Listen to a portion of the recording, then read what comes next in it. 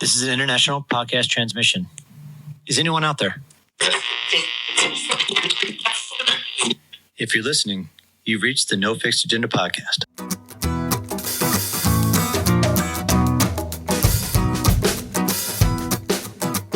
Welcome back, everyone, to No Fixed Agenda, brought to you by Bubs Natural.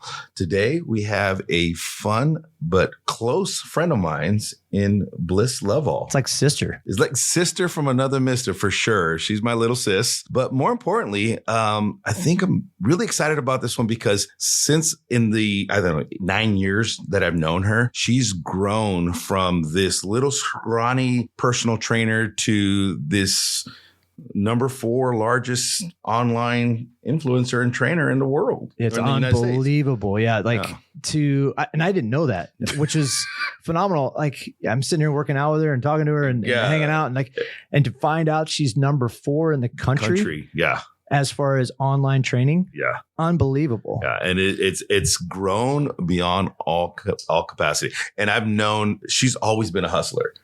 Always, her entire life.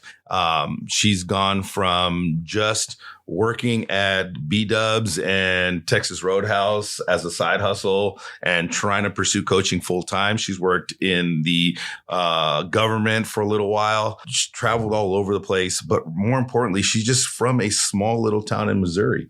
And now she's this number 4 like biggest influencer. So she, like understanding and watching her hustle has been phenomenal. Yeah. I think says a lot about her. It says a lot about the industry she's in and how it's changed over the last few years, but how also online influencers and that whole entire crazy ass game. Dude, that is wild.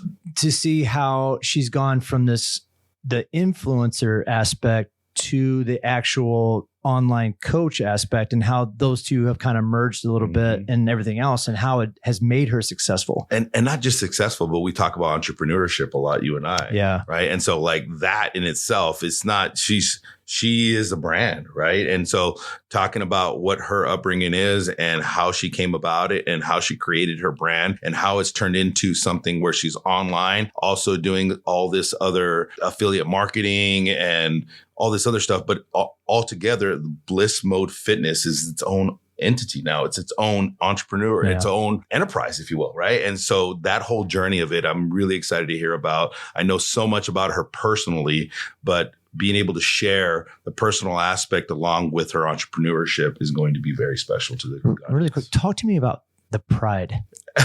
There's got to be a little bit of pride from your aspect to her. There's got to be a little bit, like, because you guys have grown up in this industry together, right? The pride is really mutual, right? And I could say the same thing to her. Yeah, ask the same thing exactly. to her. I think there wouldn't have been a Blissmode or an O-Mode if we'd never met. Exactly. And so that's where the pride is for me. 100%. So that's what I think. The world without Blissmode and O-Mode would have never happened if Bliss and I had never met in that small boot camp gym. So it's going to be very special to share that with the audience. Yeah, I'm excited for this one. I hope you guys enjoy. Welcome to the podcast, Bliss Loveall. This is No Fixed Agenda, brought to you by Bubs Natural. Their mission statement is simple: live better, live longer. Bubs helps fuel people to reach their maximum human potential through supplements sourced from nature's highest quality ingredients, while giving 10% of all proceeds back to charity. Learn more about their NSF sports certified collagen peptides and electrolyte drink mix at bubsnaturals.com.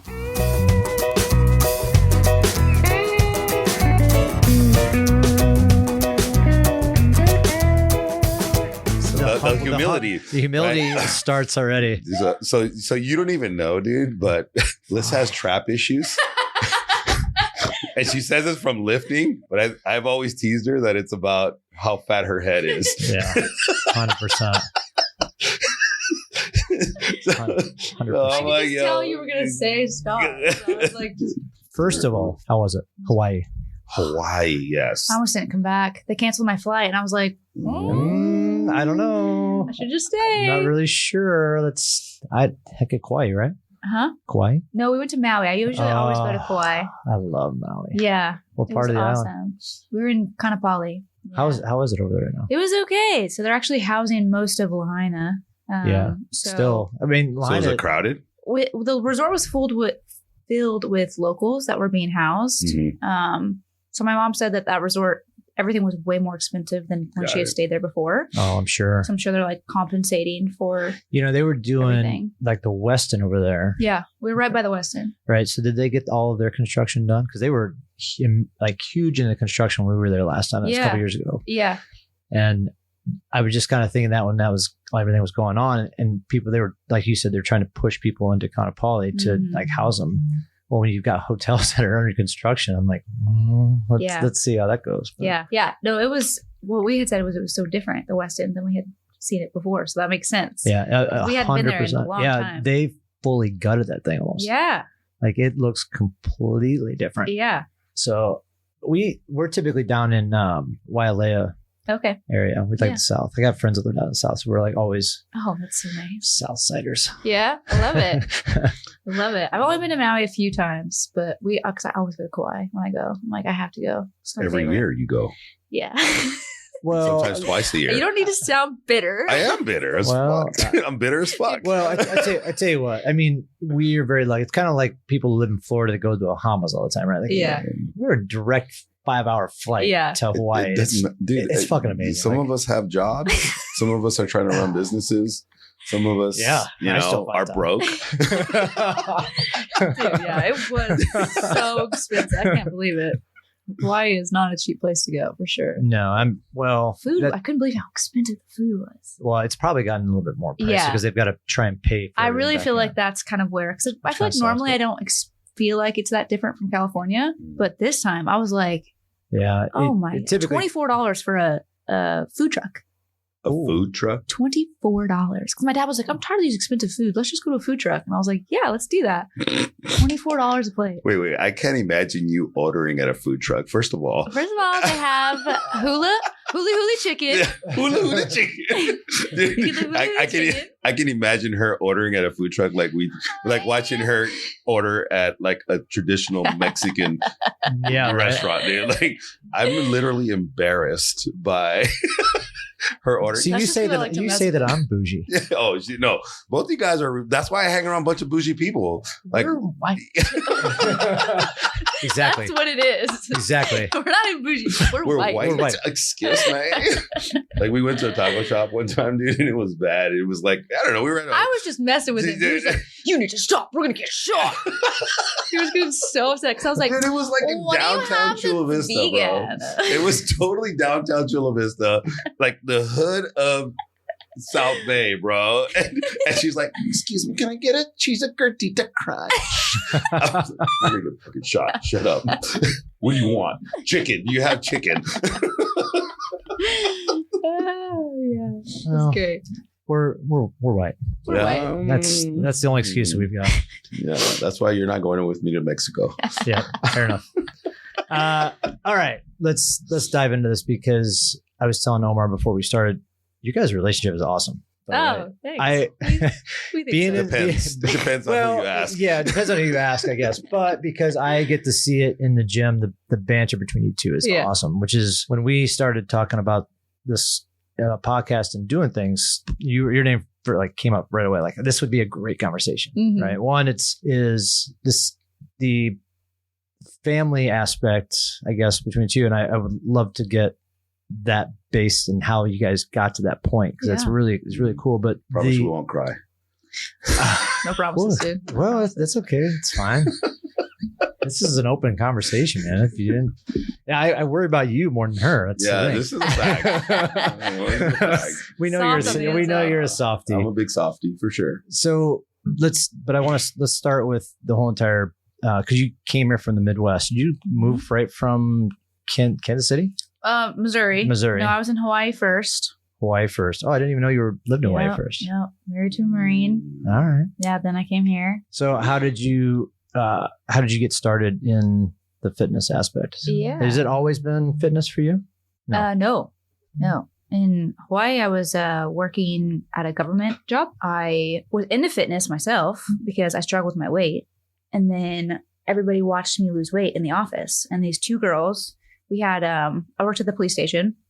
And on the third deck was a gym for them to work out on shift work. And so these two girls were like, hey, on Tuesdays and Thursdays, we'll pay you to run us through a workout before work. And it became like the highlight of my week. Okay. It was all That's like cool. all I thought about like all week long. Like I would spend so much time like writing the workout and I would do it. And I would just very excited for that part of the week. And that's where the thought came in my head of like, I wonder if I could do this like full time, Okay. you know? So that's really where it all started, honestly. The little grain of Yeah. of inspiration comes from. Yeah. That's cool. Yeah. I mean, it helped that you were, I mean, I've kind of heard the story, right? You shared it in a different light, meaning you were miserable Mm. at that job. Well, yes. Yeah, it was a terrible job itself, but it was very safe. It was a government job. Hmm. Made great money. Yeah. But I hated the job itself. Yeah. For sure. I don't know. I've always been somebody who needs to love what they do. Yeah. As well. Yeah. And it's like, if you hate your job, it's like, okay, Well, try and find ways to But get around it and everything else. But I think there's a certain aspect of jobs that you, once you know you hate it, I tell people this all the time. Like, you should be like really determining why you hate it, because it'll Yeah. guide you to the things that you really No, don't like to do, I hope right? so, Or yeah. that you know that you really like to do. I apologize, right? So if you're doing something you don't hate, why don't you? What about it don't you like, right? And I know yours was like you just didn't like. I mean, you're terrible administratively, I think. Very true. All right. I wouldn't say terrible, but you know. You've gotten No, better throughout the years, for sure. No, I mean, it was 9 to 5. It was a desk job. It was just paperwork and it was nothing. But at the time, I mean, I was really young. I was 19. Yeah. And Were you an athlete growing up? Did you? no, I didn't make any of the sports. Tried out for all the sports. Didn't make any. All my siblings are athletes. I'm Right. the only one who. So where did you begin to get into like the idea of fitness? And you started, like you said, you started losing weight and everything. Like, where did that kind of come in? Because if you don't have an athletic background, it's a Yeah. little bit harder to get into Yeah. this profession you're in. Yeah. Well, mine was fear driven. So when I was 16 is when I was always really small, which is actually why I didn't make any of the sports I tried out for. Because I mean, the basketball, I couldn't even get it to hit the rim. I was so little. So my freshman year, I mean, I was like 85 pounds, this teeny little girl who hadn't hit puberty yet. So all the sports I tried out for, these girls are all, you know, freaking Hair under the developed. Yeah, they're all developed women. I didn't even wear a bra Midwest, yet. right? Just Yeah. picture these corn-fed girls Yeah. walking around the court. Slam dunking the basketball. Yeah. So I didn't make any of the sports, but they needed a small person for cheerleading. And so that's actually how I got into it because they didn't have anyone skinny enough to put up in the air. Ah. So I made it. Come here, we can toss you around. I made it without trying out. The coach asked my mom on the phone how much I weighed. And when my mom told her, she was like, she's on the team. Show up Oh. Tuesday. Yeah. I've Be never here. heard this story before. Yes. dude. Yes. I've never heard this story before. That is dude. This is a awesome. good one. This is a good one. So yeah, I was a year behind because I started school in California. So I was 14 when I started high school, which also was partially why I was just so small. So yeah, but then my senior year of high school, I didn't do cheerleading. I also started gaining weight. So the last little bit of my junior year, they stopped putting me in the air because they told me I was too heavy. I was working at Chuck E. Cheese. That's No, right. that So- doesn't help out. Hey, Pounding that little pizza. known fact. She was the Chucky. She was I the was she was Chucky. she was Chucky. Yeah. She was Chucky, dude. Yeah. Oh, wow. Yep. That was rock bottom, I would say. Oh, come on, dude. Well, It in was high good. school. It's a good high school. dude. It's a I good high mean, school gig. No, lot I of people would actually, the kill to day do I that turned gig. 16, I wouldn't apply to Chuck E. Cheese. Oh, I yeah. was so excited Yeah, for that dude. job. I loved it when I worked there. So Yeah, it's a you fun, get free it's a great, pizza. You Yeah. get, nobody knew you were. Is that even considered pizza? Dude, Oh, yeah. and back then it was the best. It was like the pizza. best. They dude. changed it. It's Yeah. no longer good. Did but- you, wait a second? Being that you were in the Midwest, did you have another one of those? Just a side note. Did you ever have another Chuck E. Cheese like place called Big Show or Big Top? Mm-mm. Oh man, that was a You're Peoria too thing. old, dude. That was a Peoria thing. Like there was kind of the competitor to Chuck E. Cheese, Oh, no. and it had like a monkey and like a whole entire band that they would play up on. What? Yeah, it was kind of creepy. And I I mean, don't know. Chuck E. Cheese is creepy. Chuck E. Dude, Cheese the creepy. machines at Chuck E. Cheese were Yeah, creepy, it was all right? creepy, but for some reason, I like asking people that lived in the Midwest if they had that. No, because I never heard of I that. remember that when I was a kid, and it freaked me out still to this day. That I'm just like, oh god, it was. You won't walk into a Chuck E. Cheese? I don't know. I really Yeah. won't. We're going to Chuck E. Cheese for lunch tomorrow. Oh my Okay. god, do they still have this? Yes, Yeah, dude. There's one here. there's one right down the street. Oh, wow. Yeah. Yeah. So it's. I always thought you were a track athlete. Gee, Bless you. no. Bless you. No, so actually in 8th grade, I was in track, signed up for the mile. My first track meet, I was in last place on the mile, and I was so embarrassed that I walked off the track. I didn't even Oh. finish the mile. I just 2 laps in, I walked off. I quit track the next day, Oh, and that was Wait a minute. that it. Yeah, I think I've heard that one before. Yeah. I did. I was Yeah. so far behind. And I mean, it's shocking to me when she told me it because she's an amazing runner now. She Yeah. doesn't do it because well, I think that's maybe why I thought you were a track athlete growing yeah. up somehow. No, I developed very late in life. like trying to do a high rocks with her was miserable for me. It was miserable for me Yeah. so, for other reasons. Wait. First of all, let's not go there. Like, remember who pushed the sled and who pulled the sled, okay? Uh-huh. Yeah. But, So when did you guys start working together? We met in Oh, 2016. yeah. 16. Yep. At boot camp. Wait, and I think you told me Yeah. Bliss was actually your coach Mm. first. That She is was right. Is that right? That is She right. was my coach, absolutely. I am so Mentor. sorry. Coach, Yeah. hero. Yeah. It all Dude, fits in the same. That was like category. one of the questions I had. Like, dude, I wanted to tell people like how we met, right? But I think it wasn't like an immediate.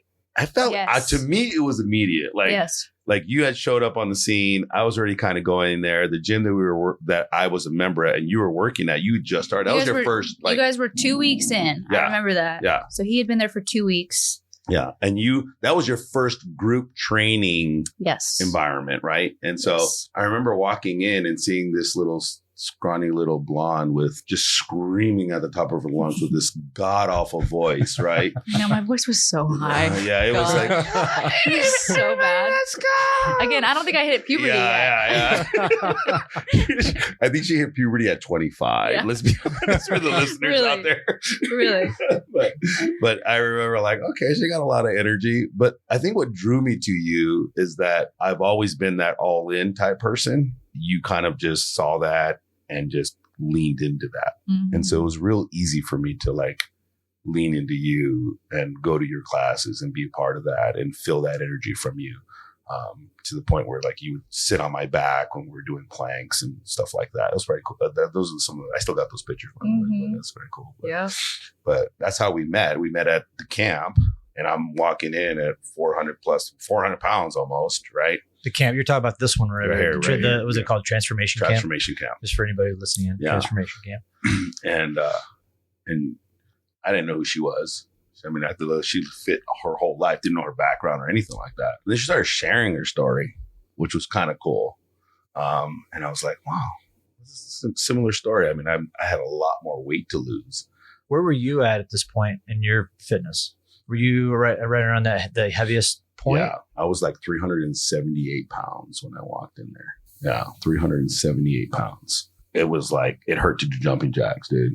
But I was always, I don't know, you tell me. I mean, even though I was big, I think I still moved. I You mean, already moved great. yeah, I remember for you being would that stack big. dumbbells because Yeah, you were so strong. yeah. We didn't I- have weights heavy enough Yeah, for you. well, that's not the gym for that, right? Right. And so, but yeah, it was that's the attraction that I had to her initially. What drew you to me at that initial state? Do you think? Yeah, you're loud. Still loud. Yeah, yeah. We Not have to word. turn the volume down on the mics. Yes. Yeah, I remember really liking your energy. And you immediately were like shooting the shit with me real quick. Right. And that is my love language. And so I was not really received very well at the camp No. initially. Girl trainers have a hard time. You come Facts. in, people really put walls up. So a lot of people were not digging me. And I also was replacing a guy named Brandon, who Male everybody Loved. loved. He actually is the one who brought me there. He said, I want you to replace me. I'm Mm-hmm. Mhm. leaving. So So yeah, I think since all of a sudden he was so comfortable with me, we just like hit it off so fast because we had just had that banter like from week one. Yeah. Agreed.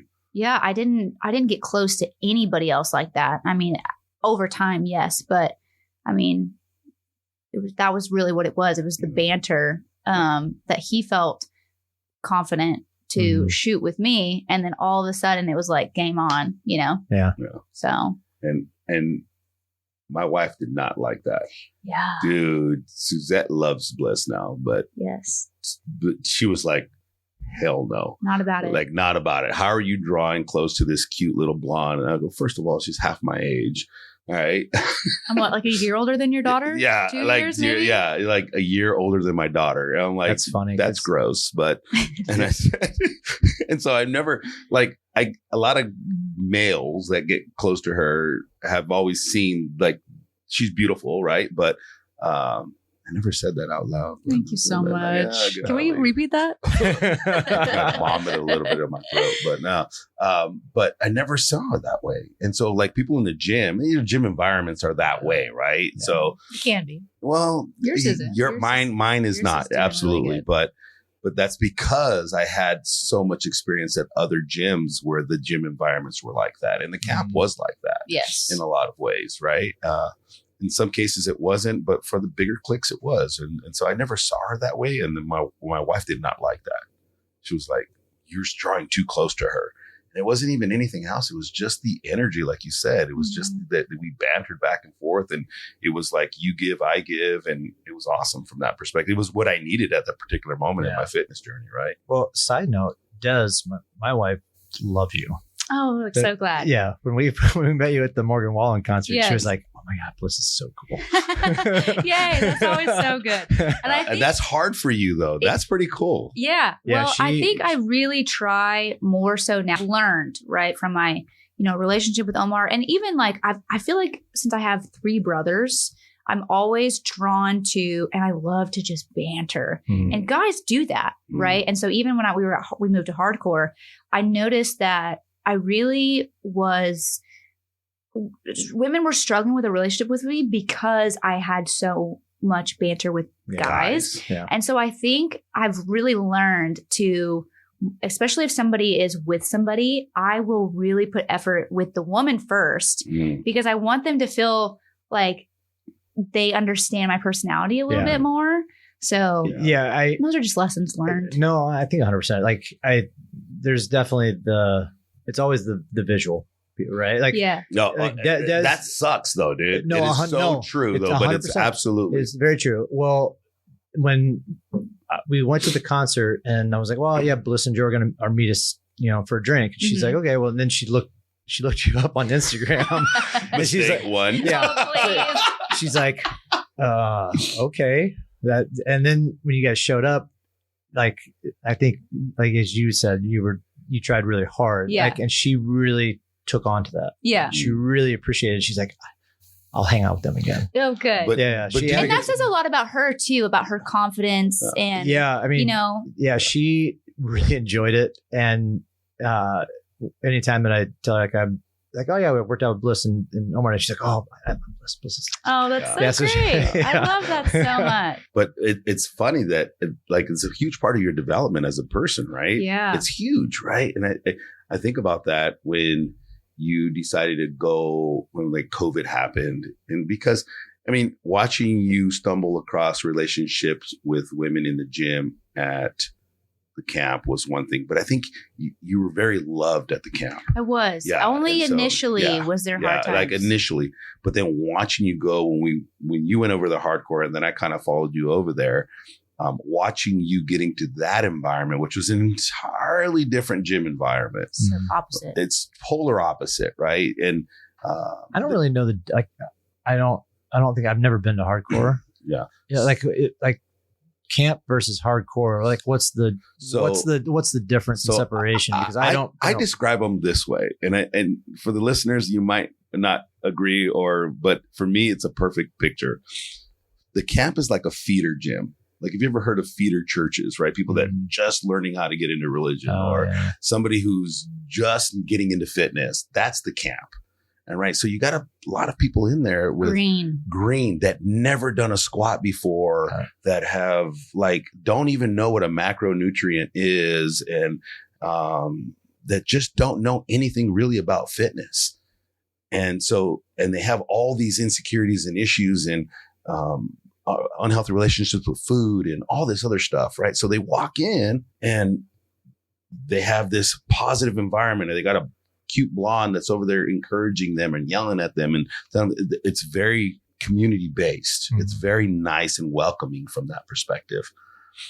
You go to hardcore, it was like you had your power lifters, you had your CrossFitters, you had your functional people, and then experienced athletes, people, right? And it was like cliquey. It's the intimidation factor. It was very cliquey, right? There was like a mean girl group, like picture high school again, right? And so, and it was funny because it would all work out in the same environment. It was a very unique environment. I think Bliss had it worse than I did when I walked over there, for sure, 100%, because. But the mean girls were there. Were rough. It was rough, right? And I wouldn't call them mean girls, but they were just didn't take the time to know who she was, right? And she hadn't developed this thing that she has now, where she really puts a lot of effort into the. It's like going to high school. 100%. And she has all these guy friends that are just like shooting the shit with her and bantering with her, and to other girls that can seem very intimidating because of the way Bliss looks. Watching her stumble into that versus when I got there, people just didn't know who I was. And I went from being one of the most popular gyms at the popular trainers at the camp to nobody knowing me at hardcore. Yeah. And it was like that struggle was different. Like getting people to know who I am, that I'm not just loud, obnoxious. I really do genuinely care. And I want to watch you grow. And I literally just started focusing on the audience that I really wanted to impact in my coaching career. And that made me successful versus Bliss had that same audience, but those people didn't ever want to go near her because of her relationship with the guys in the gym. Bad on them, right? But yeah. And it was also too, because I was so nervous, and I went from being like basically worshipped at the camp to hardcore, where people just stare at you and nobody's really having conversations. And the only people that felt comfortable to like create conversation with me were guys, usually the guys. And so whatever their motives were. Right. True. So yeah, it was such a learning experience, and I was not a secure person, and I had the least thick skin you could ever have. Yeah. I was so people pleaser naturally, but at that time it was my full identity. I wanted everybody to like me, and it was all I cared about. And so it was a struggle. That really, a lot of development in such a good way happened from that being such a rough start. I had to really figure out who I was. Yeah. And, and then Omar came, and Omar was kind of my saving grace, because all these people had decided, we just don't like you. And they would walk out. As soon as I would come up to be the coach, they would just walk out of class. It was gnarly. Really? Yeah. And so she would call she would call me, and he's like, nobody loves me here. My God, I cried every day for months. Yeah. It was so rough. I was like, I don't know you yet. Just wait a minute. Oh my God. Omar came probably 2 months after I did. And he was actually like an advocate for like Bliss is cool, because people were like, you like Bliss? And he's like, dude, she's awesome. They were like, what? Yeah. So it actually helped me, because they loved Omar. So they were like, well, Omar, if Omar likes her, she can't be that bad. Yeah. So it was very interesting. But I had, a lot of my decision to become a coach was watching Bliss and having exposure to guys like Brandon and Mike, Smooth Mike, and other coaches that were at the camp. It wasn't like I want to be liked and adored and loved. I really wanted to help people. And for me, that like stepping onto that platform, I was so insecure. I was so nervous. But then like, if I knew that Bliss encouraged me to do it, or that Bliss was able to do this, then I could do this, right? Because I kind of knew her story by that point. That was like a huge motivation for me to become a coach, was watching Bliss and her coaching journey, and her career as a coach. And then when she went over to hardcore, there was like a mad exodus of really good trainers out of the camp. And I was still making the decision to leave my 6-figure career to become a full-time coach. And so I was deciding at that point whether I was going to coach at the camp full-time, or I was going to coach at hardcore full time. I just don't think I would have been I'm sure I would have been just as successful if I would have stayed at the camp, but I don't think I would have been who I was as a coach or express who I could be as a coach. And not only that, the big part of it, I don't think I've ever told you this, but I really wanted to do it with Bliss. Yeah. And side by side with Bliss. And like that whole journey with her was not like a whole Blissmode, O-mode thing. It was just, I really wanted to do it with you and watch you and like kind of feed off each other like we were at the camp. And it was like a big support for me as a coach. So when I showed up to hardcore, finally made the decision to leave my 6-year career and showed up, she was absolutely right. Everybody hated her. And then to the point where I was unpopular, she was like hated on. And then here I am like, you like Bliss? And immediately people put me in a box. Yeah. They were like, oh, you must be.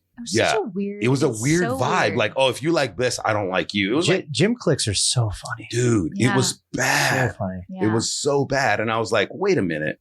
And I remember clearly saying, if you guys know me, I love everybody. I got to love everybody because the alternative is I hate everybody. And I'm either all in or all out. So I got to love you no matter what. And so I would say that I go, I love her. She's awesome. And so I love you because you're awesome. And I love you. And then people long through time realized that that was my mentality with all relationships. And they were like, okay, Omar's okay. He's just a loud teddy bear. So I became really popular there after months of doing that. Yeah. And then for the once in my career, in my training career, I was the popular coach and Bliss was not.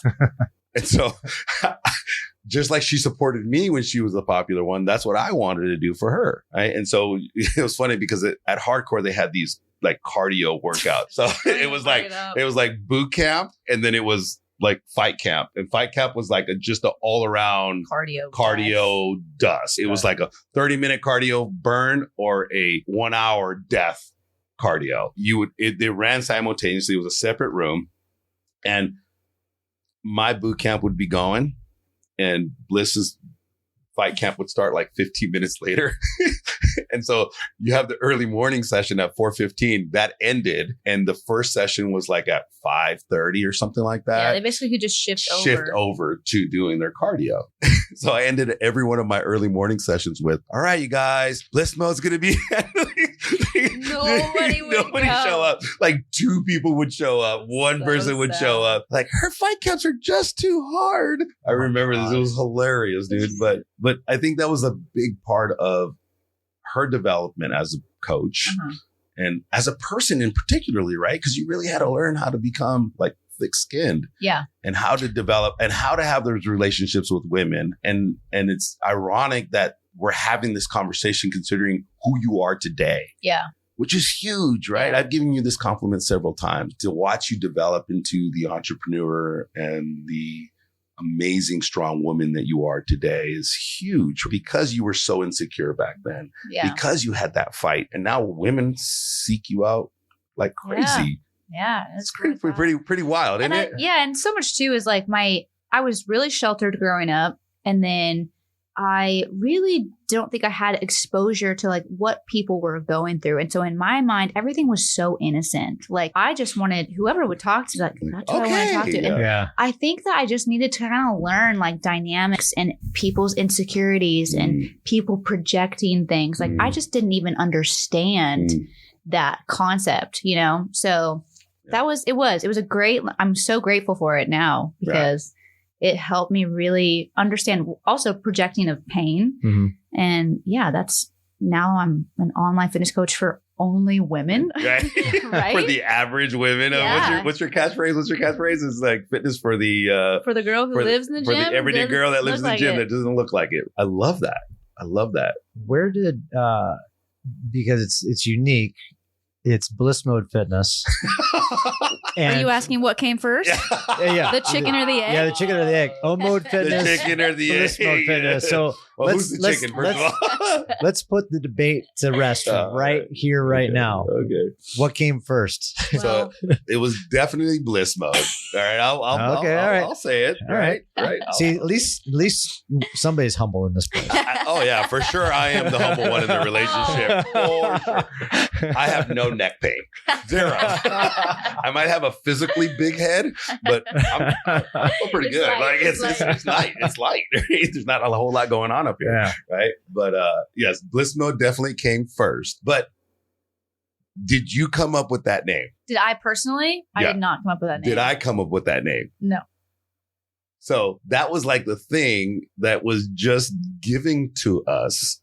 And it Was it kind of like just some of the clientele at hardcore, or No, it like was- So at the camp, What? you had three things. You had the normal movement, like push-ups, right? Just Okay. regular push-ups. Yeah. And then you had a beast mode option and a modified option. We had to always give 3 options for every Every single movement. And Got it. one of the members one day, where I was like, okay, for the beast mode option. And one day he was like, you should call it the bliss mode option. And it stuck. Yeah, dude. And I it was like, stuck that's so bad. epic. And That's- so that's then I cool. started being like, all right, if you guys want to do the bliss mode option. Yeah. And it was the hard option, and it was just kind of fun. And then, so since that name was so established at the camp, when Omar became the trainer, then they were like, oh, you have to call it the O mode option. So I'm like, that's actually a no. really cool story, Yeah. like how that came to be. Like, yeah. that's just a great example of just somebody just spouting off something they thought was funny Yeah. Right. that has stuck. Yes. It's crazy. Yeah. People ask me that all the time. They're like, did you come up with O mode because of bliss mode? Or how did you come up with O mode? And I'm like, it was given to me. Like Yeah. it was legitimately given to me. It wasn't, I didn't come up with it. I'm not that egotistical. I know. I wish I would have thought of bliss mode myself. Yeah, 100%. But no. no. Yeah, it was both given to us, and it just Mhm. kind of developed that way. So yes, Bliss Mode came first because she was a group trainer before I was. I was his But mentor. had I been the group trainer first, I think I would have been me first. Absolutely. It's funny. Before you showed up, I will admit to you now, I had no idea what your last name was. Like, I just know. People don't. People don't. And they don't All believe the it when they time. hear it. Like I honestly, I was like, Omar, I'm gonna ask this guy because I don't know, because it's always been Bliss or Bliss Mode, and Yeah. it's kind of just one of those things. Like, I'm like Beyonce. yeah, oh wow, Oh god. God. there's not enough Somebody there's not help enough us. air in this room. Yeah, now. I think we need to turn the AC back on, bro. Oh my god, wow. No, it's funny you say that. A girl who's known me for 3 years asked me that Never. yesterday. She's like, I don't even know what your last name is. Well, it's one of those things that sticks. Like, I think half the people that meet me that know that my last name is Stoner don't really know what my first name First name is. is Yeah. There's a stoner. Because Yeah. people, it's like first name you can kind of forget about. It's Yeah. Jeff, and then people like Stoner. Oh yeah, I know who that is. It's, Mhm. it's kind of the same way with you. Like, I honestly have only known Bliss and Bliss Mode, and that Yeah. was it. And I was like, So, first of all, nobody believes that her legal name is Bliss. I mean, they always thought it was like her stripper stage name or Yeah. something like that. When clients sign on, they're like, what's your real name? I'm like, it's Bliss. It's Bliss. They're like, oh, I thought that was just like a play on words. I'm You're like, no, no. her real name. Is that a family name? Where did the name come from? My mom, it's not even that cool of a story. I joke with people when they ask me, I'm like, my mom was a stripper and that was her stage name. And with a straight face, and they're like, their reactions are always great. But no, there was somebody named Bliss in a movie when my mom was like a teenager. Okay. And my mom was like, I love that name. So like from that moment on, my mom was like 14. She was like, I'm going to name my daughter Bliss. And then given your last name. That is crazy because my mom was actually, when I was born, my last name was Gomer because my mom was married, my biological dad. So I was Bliss Gomer when I was born, but then they split up when I was a baby, like 6 months old. So then my dad, his last name is Loveall. So it was just a crazy name, Bliss Loveall, be known just because of my name. It just screams stripper, dude. That's all it is. It Yeah. just screams stripper. Well, people would think it was like Bliss. There was one time where when I was a CNA, people thought my name was Bliss Lovelace. And like, they didn't know my aunt worked at the hospital. Mm. And there was these like doctors and stuff talking about like, oh, Bliss Lovelace, like she's got to be a stripper. Yeah. At the time I was 16 Yeah. and they don't know because you're wearing a mask. And my Yeah. aunt was like, that's my niece and she's a minor. Oh boy. Yeah. So yeah. there's a Well, in lot the of description fun of this episode, we're gonna have to say Bliss Loveall, not a stripper, Not a stripper. not a stripper. Not a stage name. Not a stage name. There you go. There you go. Great. So I wanted to ask you something. I know I give you the compliment. We've talked to you and I personally about how you've developed into the online business and all that stuff. At what point would you say your turning point was for going from personal trainer or a group fitness trainer at Hardcore into online business? Kind of like multiple points. I know the story, but Well, what's to expand on his question? Like, what's the timeline here? Yeah. Because there also we factor in the whole entire COVID situation here. Yeah. Does that That is the like other catalyst. the catalyst of okay, Yeah. got Yes. COVID was the catalyst. it, got it. Yes. So we were all working at Hardcore. All working Got it, hardcore. okay. I was actually applying at restaurants. I don't even think I told Omar at the time. I was applying at restaurants because they had cut our pay so significantly that I couldn't even afford life anymore. I was already borrowing money every month from my parents. Yeah. And so I used to be a server. I used to do both. Server. When I was at the camp, I was a server and a trainer. B-dubs. B-dubs. B-dubs. Buffalo Wild Wings. Yep. Slang and wangs. Yeah. So yeah, I was going to go back to that actually just full time. I was going to quit training and just because like I was so tired, you know, in the gym, you live in the gym and it's one thing to live in the gym and make money, but if you don't, so I was just ready to kind of give it up. Honestly, I was like, I did my time. I got to like get out of debt, but nobody had called me back and then COVID hit. And so we went on unemployment and then I started doing direct sales on Instagram just for like, I had nothing else to do. This was the first time in our lives that we're like twiddling our thumbs. So after we caught up on sleep, then I began to just do that. Yeah. And that was a wild time in the economy because people were just getting all this money, all this stimulus checks. And so I took off because people, again, like everybody was on social media all day long and they were spending money like crazy. And so I started making really good money right out the gate, more than I made training. Mm-hmm. So then when the gyms opened back up in May, I was like, deuces, I will never see y'all again. Yeah. I'm just going to do direct sales. Yeah. And so that was actually what I was doing. I was training people out of my garage so that I still got to like do that. I was lucky enough to have a good amount of equipment. And then, so yeah, I was training people out of my garage. I was doing direct sales. I was making great money and I loved it. And I was like, I never want to work for anybody else again. Like this is going to be my thing. Online coaching came because my friend Jenny, she kind of bamboozled me. She told me she wanted to buy Modere and that we should hop on the phone and talk about it. But then it turned into, she actually worked for an online fitness company and she was trying to recruit me to be an online trainer. I accepted only because at the time they weren't requiring any money up front. Yeah. And I actually really had no interest in online training. I didn't think I would like it. I kind of dabbled in it when COVID first hit and I was like, this is lame.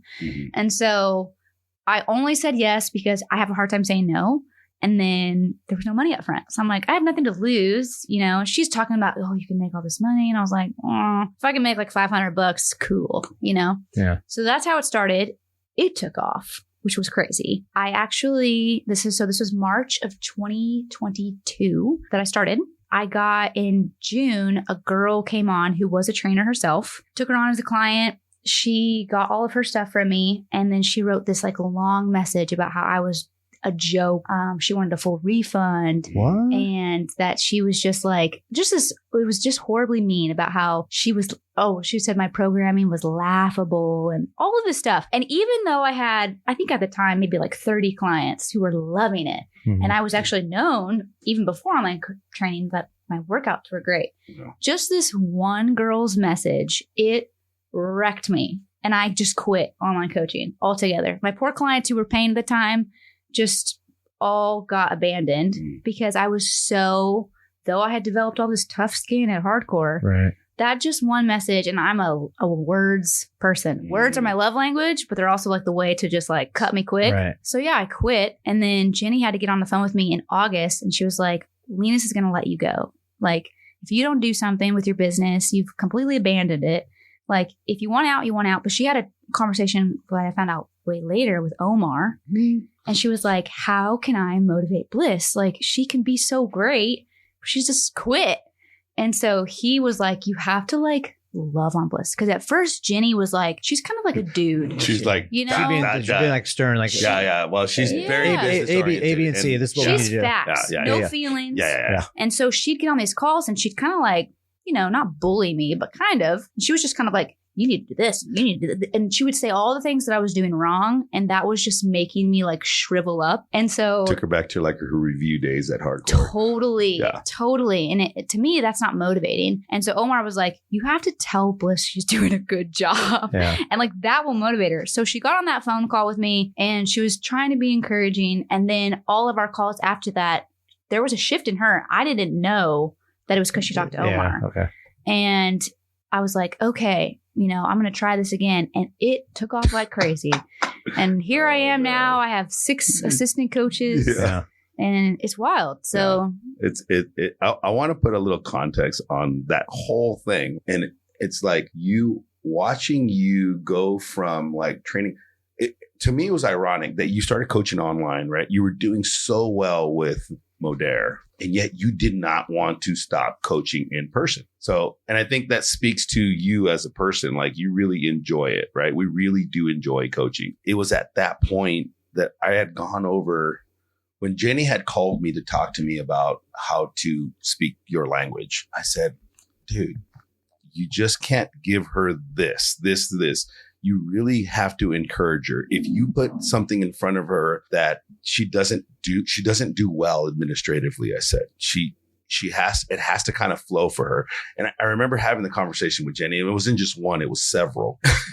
Yeah, it wasn't one, it was several. And it wasn't because for any other reason, but I'm still one of your biggest advocates because I wanted that, right? I wanted you to succeed, partially because what I experienced, you as my coach, I said, everybody need to experience. Oh, that's you follow what I'm saying? Yeah. So like I get misty-eyed just thinking about it from that perspective. Like I know what I experienced as a client to Bliss. There's an audience of girls or people that are struggling with the same things you did that really need Bliss Mode. The context behind that point is that you already had another offer at another gym that was telling you what? Drop your name and don't, like, you can't do Bliss Mode and this other gym. Yeah. And Blissmode had to completely go away. Right? And you were doing well in Modere, and then you were kind of dabbling in the online business and you didn't like it and all this other stuff. But then all of a sudden we had a conversation. I had done one of your garage workouts, and Bliss out during COVID, like, you were jumping from garages to garages. Just what it was. Yeah. Right. Exactly. And so I was like, what are you doing for the workout today? Oh, I'm doing this conditioning workout. And I will echo what Bliss says. Her workouts are gnarly, right? It's her thing, right? But and so they were really good. I went to a workout, and then I finished the workout, and then I jumped in with a group of her clients, and then I left because she sat down and she was reading from her own journal with her clients. And this was something that she did pretty much every session. And I said, see, people need to continue doing that. And so my motivation to speak to Jenny about how to encourage Bliss, it goes back to the service of people that you're naturally good at. And there was no way I could see this earth without Bliss Mode in it. You know what I mean? And so I was so happy when you turned that offer down. Yeah. You're like, no, I'm grateful for Modere, because had you not had Modere, I think you would have made the wrong decision. 100%. You would have gone back to sleepless nights, training, living the life that I'm living right now. I probably actually would have went back to serving, honestly. I don't think I ever would have went back to hardcore. No. So, and I remember when you made that decision, I had a conversation with you, and I saw you in that one session. I said, this is who you are. And then you started coming into your own, right? As a person, as a woman, right? So not even as a coach, not even as an entrepreneur, but as a person. And I was like, this is about to get crazy for her. Yeah. And so Modere did. And then you turned down the other offer, and then we refocused you on Bliss Mode Fitness. And now Bliss Mode is how big? It's really big. It's I think we're number 2 on the West Coast, and we're number 5 in the nation for biggest teams. What the fuck? Yeah. Really? Yeah, it's wild. It's wild. And it goes from like, if for you listeners, if you guys are listening to You want to hear about a good mindset shift, and just believing in yourself as a person was huge. And it wasn't about your product. Your product was sound. Your offering was sound. Everything was sound, but you allowed an outside influence to step you back for a little bit. But then you and I were talking about the tribes, right? Our tribe of 5s, in some cases 10 and 20, right? And Bliss will always be in my tribe because this is the people's closest to you because of that. And when I'm down, trust me, I need a vent. When she's down, oh, I need a vent. Like, we need to talk, right? Yeah. Just the other day, I texted him. I'm like, I got a vent. He's like, let's go. Yeah. And it's just, and no matter what the banter is between us, and no matter where we're at in our life, it's like Bliss will be that person that I could always feed off of. But not only that, she will always be the person that she's become, right? And meaning all of her life stories, all of her struggles, all of that is now an offering to her clients. And I think that's what speaks volume to her. Right. It has nothing to do with her yes, her programming, sound, I already said that, all those things. Who you are as a person is what people are buying right now. Yeah, totally. That's the encouragement to you listeners. Like, think about your own self-development before you think about what you're actually doing, because that will answer a lot of volumes and a lot of answers and questions that you may have about what you're doing and why you're not happy. How much of it, going back to kind of the start of it, how much of it is influencer versus trainer? I mean, let's look at social media as it stands, right? I mean, how much of the business started as, was there any like social influence aspect of it to help get, kickstart versus the training aspect of it? I mean, there's a little bit of crossover for sure. Totally. But did you see if there was, did you feel that there was 70% training versus 30% influence? As far as like content and what you were doing, right? Yeah. Like, that's because now what you put out is everything fitness related. Right. Right. So, but it didn't start that way. No. So how does that, and I guess I ask for the mentality of somebody looking to do the same thing. Yeah. And trying to get online coaching started in some degree. Yeah. Like, where is that at? Because you look at a lot of the online coaches now, and there is a buttload of influence that bases the stuff around it. Like, you sit there and look, and half the trainers that are on there don't even post workout stuff. It's all about, this is my fashion. This is what I wear. It's like, and so I've always been, 100%. So to me, in the world we live in right now, how much of the online business through social media is either started by or still remains to be influenced versus what you're doing? Yeah. Well, to give some perspective, when I started my online fitness business, I had 7,000 followers on Instagram. So that was March of 2022. And I'm really glad that Jenny took documentation of where my followers were at, because I actually did not realize, I didn't really pay attention. And then by December of 2022, I was at 9,000. And during that time, when I partnered with the company Leanest, as they're the ones who hold the platform for coaches, they start to talk about like how to post and what you should be posting and all of that stuff to kind of show you how to like bring in clients, right? And you can't just post whatever if you don't have some kind of attachment. And so I really started to, in December, I saw that my business was building. I think at that time I had about 60 online clients. And in December, I went up to corporate, the office, and I sat down with a man who painted vision for me of what my business could even be, how many clients I could even have. Yeah. And how much money I could make, all of this stuff. And to me, all I saw was 100 clients was the end. I'm like, if I get to 100 clients, oh my gosh. Yeah. Like that was all I had visualized. And then he went into talking big numbers, silly numbers, just the stuff that my mind couldn't even wrap around. And I remember asking him, like, how is that possible? There's no way that people are doing that. And then he was showing me these trainers who they work with who have done that. And so then as soon as it's like possible in my mind, and that motivated me. And so then like, I feel like I hit the pedal to the metal. And everything changed. February of 2023, my business took off and I started gaining lost, followers because every piece of content had a complete purpose. And it was pain point, pain point, pain point. And all I talked about was my exact perspective of, I thought about like, what was I struggling with? And that's all I posted about, my pain points, and people related to it so much. And they started to follow me. They started to train with me. And when they would sign on, they were like, one of the things we asked them is like, why did you pick Blissmode? And they would always almost say the same exact thing.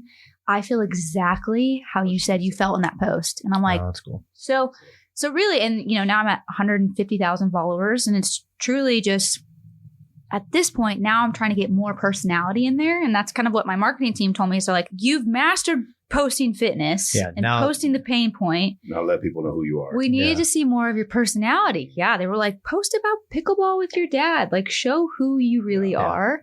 So that's actually what's hard for me. And that's kind of like, content has felt so easy, but now that they've kind of shifted what they feel like my content should be, I'm like, oh my gosh, how do I show you who I am? I will say this, like, because people know our relationship, like coming through the training. And when she made that shift, right, she was helping me launch OTH. Bliss is not posting about OTH right now. And I knew why. Well, she's not, why isn't she posting about OTH? And I'm like, because she's running her business. And so that was like a huge thing for her. There's the answer, you guys.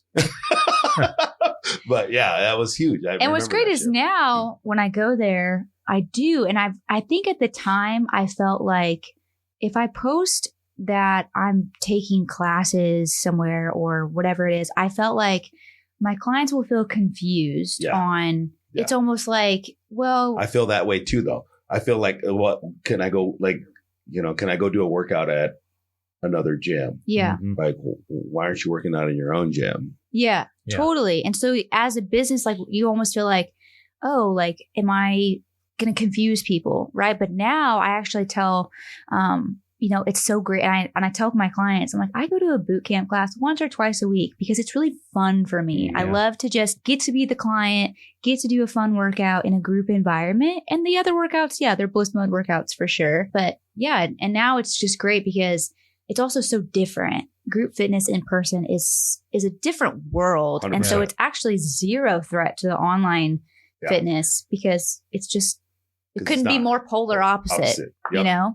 So the people who want to work with me don't want to go do in-person group fitness, and vice versa. I think it's always been kind of interesting to me as you've seen the landscape of fitness change between pre and post COVID. And to see a lot of people make that shift to the online aspect of it.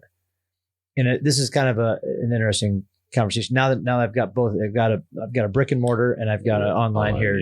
From both of your perspectives, like how do you feel about the fitness industry now as far as where it's at with the coaches and stuff? Like, and then maybe that's too broad of a question, I think, but there's so many people that are looking to do the online and don't want to go to a brick and mortar so much anymore.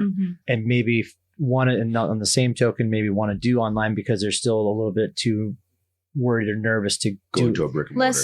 Do less online. risk. Well, what's online going to give me? Like, so there's two ways to look at it. Like, here's your, like, okay, I'm going to pay $100. What's that $100 going to give me for an online coach when I can pay $100 and I can go to brick and mortar? And like, so that's what's always kind of interests me is how that dynamic has changed in the mentality of fitness owners.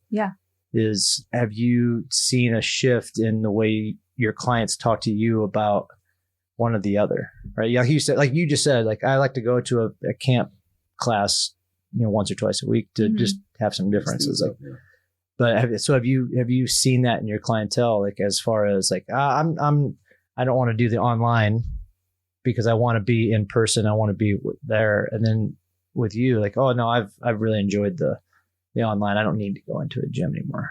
Right. Like that's, I'll let you take it. I mean, I got my feedback, but So it's totally different fitness. It's like, it's like comparing yoga to powerlifting. Okay. So it's a different world. And the people who like online are really they like to work out by themselves generally. They Yeah. like to go to a traditional gym at whatever time it is. And the people who like online training like to have just that one-on-one relationship with the coach. Yeah. And so I think that people who like group fitness are the people who really need the community aspect of it. And they are there because they want to be around people and see their friends and maybe also even just need that. They could not work out on their own. And you could ask his members, like they would never go work out by themselves. You know what I mean? Yeah. They have to have that community to basically almost as like accountability to show up. My clients are so different than his clients. My clients who sign on, they're already going to the gym. They're already been consistent. They've actually been probably going to the gym for like 5 or 6 years. They just need a little bit of a push and they need a little bit of a change up and they need just a little more accountability that they're like actually taking their gym sessions more seriously instead of going through the motions. Yeah.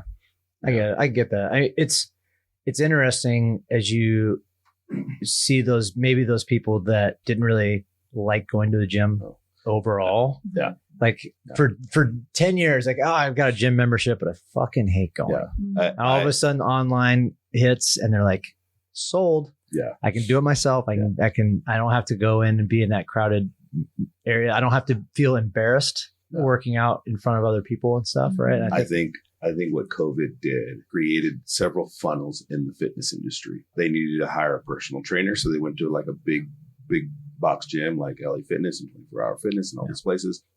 Or they felt like they needed to work out on their own, or they would work in a group environment. Yeah. Right. And so those are the primary 3 funnels, right? Or they just ran, right? They're just runners, right? Or they did their own thing. The fact that COVID happened and it forced those people that made fitness their day-to-day thing, like eating and sleeping and working out. It's like it's on that same level. COVID forced people to create gyms in their garage. Yeah. And then they were looking for guidance in there. Like, I know I work out every day. Now I need guidance to do that. Yeah. And not only just guidance, I want somebody to come and check in with me and see how I'm doing and be my cheerleader, right? But I really don't want to go back to a big box gym because I hated the high fives and knowing that person's name and trying to figure out who those relationships, because relationships take a lot of energy and I don't want to do it anymore. And so it created a 4th funnel, if you will, right? Where people were going into looking for just online business, right? Or online instructions. And I think Zoom workouts, like in early COVID times, like you think about, we used to do Zoom workouts and 100%. Yeah. You're just like, good Lord. Right. And I think that created the drive for somebody like Bliss, who really enjoys coaching and enjoys programming. And you're very good at programming. So, it's my favorite Yeah, part. it's your favorite part of it, right? Is programming. And so now she's actually, it's a win-win situation because she's doing the things that she really freaking likes to do in the fitness industry. And not only that, she's helping hundreds of people and thousands of people doing what she really loves to do. And those thousands of people that don't really want that brand of fitness are not going to do it. I mean, Bliss has clients that she was coaching out of a garage that are now with me because of it, right? They didn't want, they could have easily signed up for Blissmode Fitness, but they were like, no, I need somebody here yelling at me. Yeah. I need somebody here. And so the fitness industry has shifted tremendously. I don't think there will ever be a point now from this point on where there will be no need for a brick and mortar or a coach for that matter, right? Whether that be online or not. I think it's going to be very interesting to see what it looks like now that fitness, I think also what COVID did was made fitness a necessity.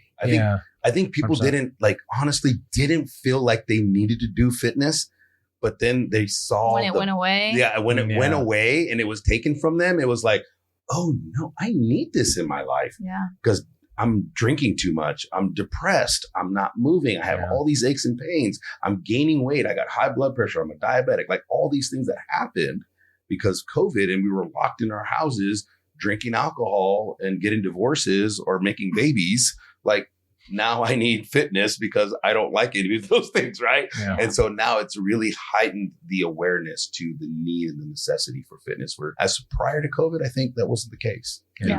I think you had your influencers your fitness enthusiasts that were like, yeah, I really like this. But now it's like a true necessity and it's part of their budget. Like paying gas and electric and showering and brushing their teeth and doing all the things that they normally do in a day-to-day life. Do you think do you think, and this is just opinion, right? When you talk about personal trainers being at big box gyms and health clubs and stuff, like, you feel like that's kind of gone away a little bit and it's become more of either an online situation or more of a group fitness related? Because when I have gone into LA Fitness, let's call it, you don't really see as much as the personal training as it used to be. And when I talk to friends that, back in Colorado that I worked at a health club with, there's not as many trainers in there as much anymore because the dynamic has shifted a little bit.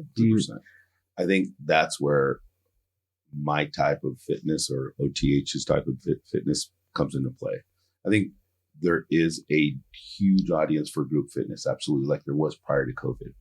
I don't think personal training's gone away or the need for it, but the audience is, like, if I had to think about the shift in fitness and what happened, when I opened up my brick and mortar, we did a whole analysis on this, actually. And we talked about what's the percentage of who's going online, who's going to a brick and mortar, who's going to this big box gym, and who's going to do group fitness. Biggest shrink was in one-on-one personal training. I think one-on-one personal training now today, where it was before, it was like, I just need a trainer to kind of whip my butt, right? Now it's like specified. Yeah. It's specific. You do a lot of certs. It's a lot. Yeah. It's very high end, if you will. It's almost like the client knows a little bit more about like what they need specifically from their trainer. Right? Absolutely. Like if I'm going to hire personal trainers because I'm getting ready for a powerlifting meet, I already work out regularly, but I want to lift 1,000 pounds for my powerlifting meet. I'm going to hire personal trainers because I don't know what I'm doing. And if I go to a group fitness, I'm going to injure myself. And I kind of don't need somebody online because I don't know what I'm doing in the gym. And I'm not going to be able to I don't think like the online business is going to get people off the couch. Right. And I also don't think that most people are coming off the couch need to step into a big box gym or even a group training scenario, right? We talked about this right at the beginning, right? When some of the things that I'm doing at my gym was because of that. And so somebody comes in, they're interested in working out, they've never worked out before. I'm not going to, as hands-on as we are in our group sessions, I still wouldn't recommend them to be in a group setting. Only because A, they're super afraid. B, if they had an online coach, they would never step into a gym to do the things they need to do.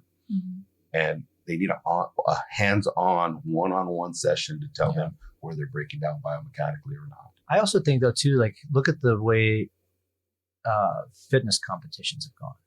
Oh yeah. Right.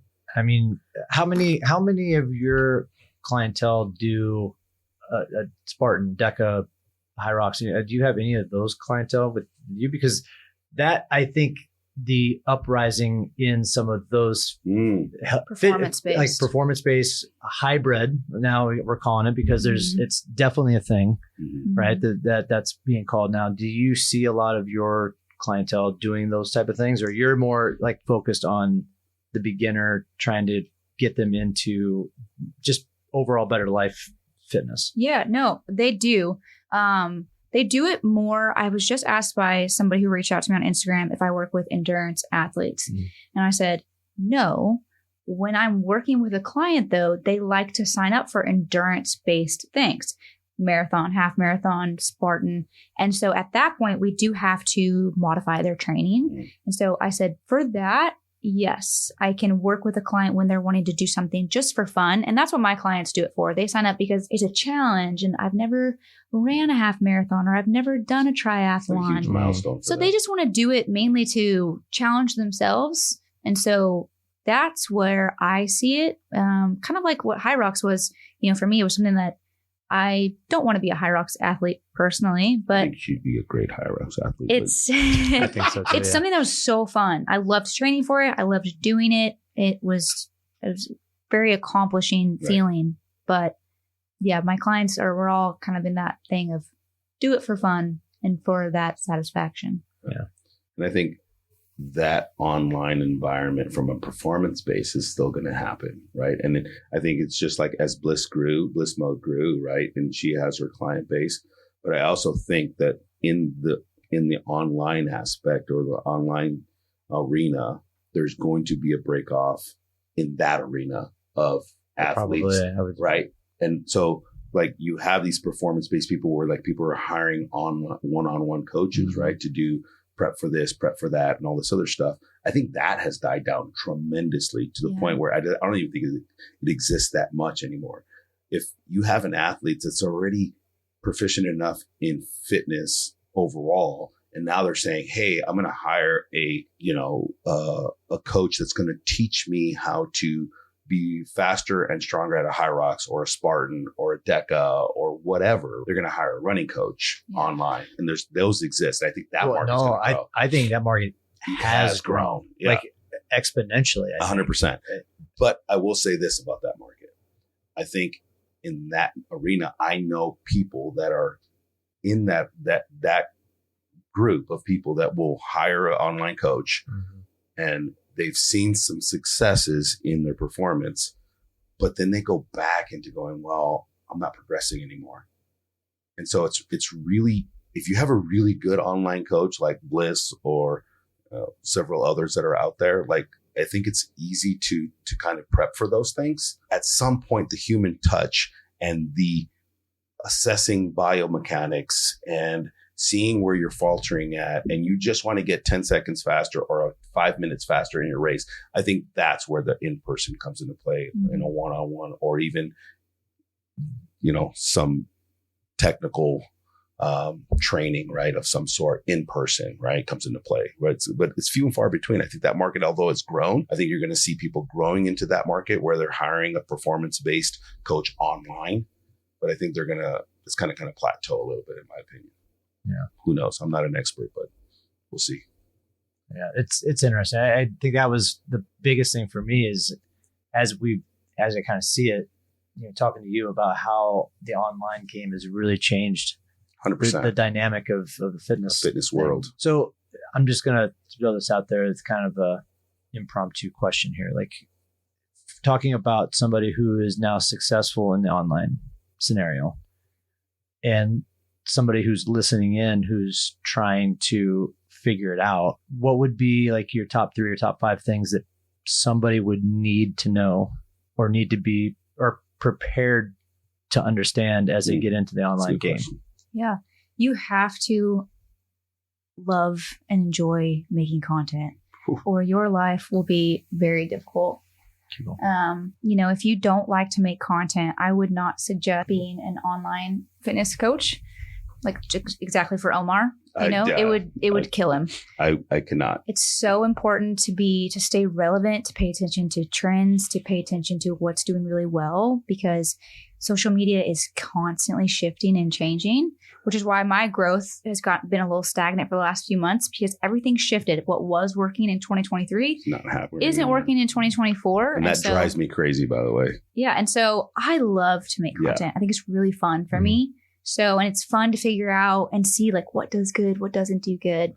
So if you love making content, it is a great avenue to make money. Delegating things in your business. Because that was the biggest lesson I learned last year. I was so blessed to have tremendous growth in a year, but I really, I should have delegated sooner. I was really hitting a wall. I was really struggling. All internally. Nobody knew that I was struggling so much. She's smiling. Yeah. Everything's fine. But there was a lot of just like panic, because I want to give, you want to serve your clients well, but everything else is piling up. And the best thing I did was hiring my first coach. And then after that, from May to December, I went from 1 assistant coach to 6 assistant coaches, actually 7. I let one go, but I then once I realized hiring a coach was the best thing I could do, even though now I'm having to pay somebody, it has freed up so much. And now I'm serving people better. So then I started hiring people pretty quickly to help. So delegating in your business and sticking with what you are really, really good at. And that is, I build relationships really well. So I now give more time to my clients, video message them, check in with them, and that makes them feel really good. And that's fun for me. And programming. Those are the 2 things that take the most amount of my time. And the 2 things that like fill my cup and that I'm really good at. So everything else, it gets delegated a lot. Third thing I would say is growth isn't linear, and understanding that you have to constantly, and that kind of goes into the social media thing, be aware that like things are, you have to be flexible with your business and understand how I was doing my business in March of 2023 is not how I'm running my business now. I've shifted a lot of things. I've changed a lot of the routines and stuff to, continue to make it better, but realizing that like things that you're doing now for your business and systems that you're running aren't necessarily going to be great later. Yeah. So taking criticism to shift things. Which is huge for you. So dude. hard for me. So I'm like, that's not going to work. I say taking criticism, and I'm not saying I do it well. Yeah. But it's something that I had to really get good at, especially now that I have coaches and having them give me criticism on. I think that's what's helped you a lot. Yeah, for sure. And so I really don't take any, I should say, I try not to take offense, and I'm really good at it now, like listening to them, listening to clients too, on stuff that they give suggestions to, and not taking it personally, which is something I definitely would have done, years ago. Yeah. It's hard. It's easier. I think if you take the emotion out of criticism, and you really look at it from a sales opportunity, right? And us being in the service industry is huge. So you can't service everyone the same way. Mm-hmm. I've learned. And so when somebody tells you I don't like this, or I don't do this, or this really sucked, and it's your baby. Yeah. It's like, having a business is your baby. Yeah. I mean, that we all know that, right? And so it's like when somebody tells you that they don't like it, that was one of the biggest things I complimented you, Stoner, on. Like when you had something happen bad at one of your races, right? And you stood up on that platform where you're like, yo, I take full responsibility for this. That takes a lot. I you know what I mean? That was like that's when I knew like this dude's for real. Like I knew you were real, but when you did that, I was like, this is real. Like, and then so we do that on a daily basis now, right? It's something every time. Like, I think having a coach is a big piece of it as well, right? And taking the criticism from your clients, like all the things that you said. But man, that's hard. It's so hard. It sucks. Yeah. Well, Bliss, thank you for coming in and being a part of this new experience for us. I mean, it's always a trip to be able to have these conversations and to have it with somebody who's really close to Omar and stuff. It's just fun. So thank you for coming in. Yeah, thank you. This has been an international podcast transmission of No Fixed Agenda presented by Bubs Naturals. You can rate, review, and subscribe to our podcast on Apple, Amazon, Spotify, or wherever you find your favorite podcast episodes. NFA, over and out.